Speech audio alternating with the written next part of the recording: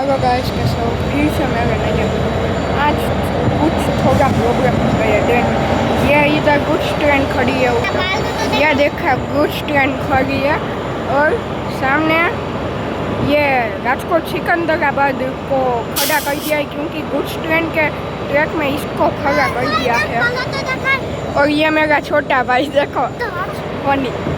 अब ये खड़ी है राजकोट द्वारका, ये ट्रेन खड़ी है राजकोट द्वारका।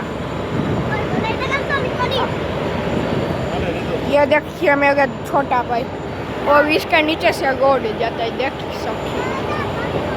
चलिए अभी ये पेंटोग्राफ को कुछ टच कर दिया। अब कब ये दोनों ट्रेन को जगाया जाएगा देख सकते हैं। मजा आ गया। और नहीं, ये बहुत फनी है, इसका कुछ करना पड़ेगा। और ये मेरा पास तुम आए में हो अब जरूरी है। Bye bye, tata, good bye.